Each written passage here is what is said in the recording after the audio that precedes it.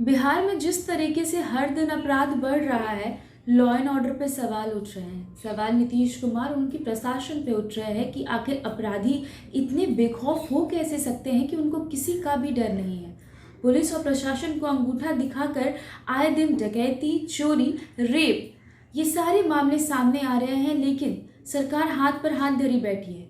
आज भी नीतीश कुमार ने लॉ एंड ऑर्डर को लेकर के मीटिंग की है। ये मीटिंग खत्म भी हो चुकी है, लेकिन आज फिर से अपराध की कई घटनाएं बिहार से सामने आई है। नमस्कार, मेरा नाम निशा ओझा है और आप DTW24 न्यूज़ देख रहे हैं। जिस तरीके से लॉ एंड ऑर्डर की धज्जियां उड़ाई जा रही है बिहार में, सरकार निशाने पर है। विपक्ष आए दिन सवाल पूछ रही है और ये कह रही है, क्या ये जंगल राज नहीं है? तो वहीं तेजस्वी यादव ने ये तक कह दिया कि नीतीश कुमार महाजंगल राज के महाराज हैं। वो इन सभी मुद्दों पर मौन क्यों है?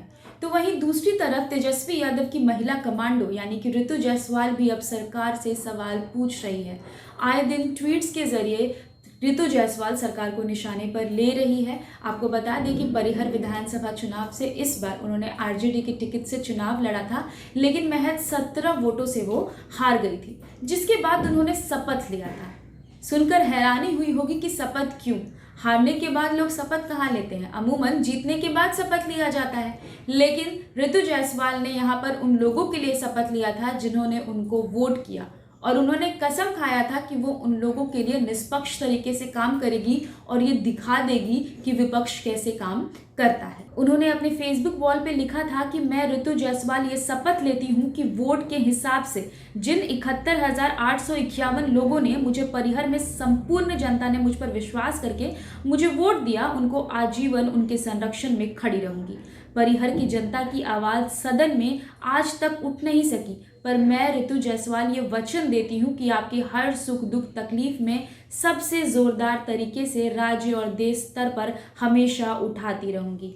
आपकी ये हारी हुई उम्मीदवार समस्या और उसके बीच ढाल बनकर खड़ी रहेगी।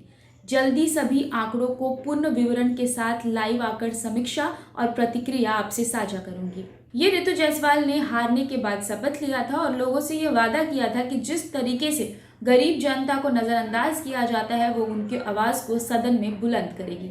जिसके बाद कल ऋतु जायसवाल ने सरकार से सवाल किया है लॉ एंड ऑर्डर को लेकर के, और अखबार के कुछ कतरन के साथ वो लिखती हैं, जनता के पैसे से दो उप मुख्यमंत्री क्यों?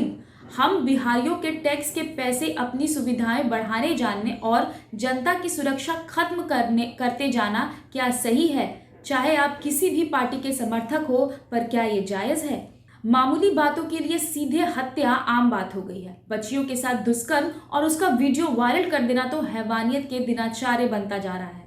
और फिर बिगड़ती कानून व्यवस्था और भ्रष्टाचार पर सवाल कीजिए तो लोग विपक्ष का इस्तीफा मांगने लगते हैं। अपनी अंतरात्मा से पूछिए, क्या ये सही है? तो वहीं आज भी ऋतु जायसवाल ने अखबारों के कतरन के साथ सरकार से सवाल किया है और लिखा है, हमारे बिहार की धरती में अपराधियों के आतंक से बेहाल है। आप किसी भी पार्टी के समर्थक हो, पर बढ़ते आपराधिक घटनाओं पर सरकार से सवाल करना होगा हमें। अखबार में रोज की सुर्खियां दिल दहला देने वाली है। ये तभी होता है जब अपराधियों में कानून का डर खत्म हो जाता है।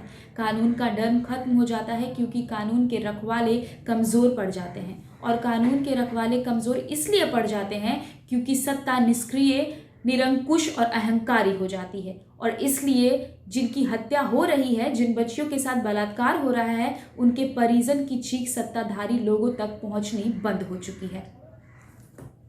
जिस तरीके से बिहार में लॉ एंड ऑर्डर की धज्जियां उड़ रही है, आए दिन अपराधी बेखौफ होते जा रहे हैं। विपक्ष सवाल पूछ रहा है सरकार से, और सरकार आए दिन मीटिंग भी कर रही है। आज भी मीटिंग हुई है, लेकिन अपराध किस तरह से काबू में लाया जाएगा, ये सबसे बड़ा प्रश्न है, क्योंकि बिहार में आए दिन जो आंकड़े सामने आ रहे हैं अपराध के, वो डराने वाले हैं और लोगों में खौफ है। बहरहाल, अगर आप इस वीडियो को हमारे फेसबुक पेज पर देख रहे हैं तो हमारे पेज को लाइक करिए। अगर यूट्यूब पे देख रहे हैं तो हमारे चैनल को सब्सक्राइब करिए। बहुत बहुत शुक्रिया।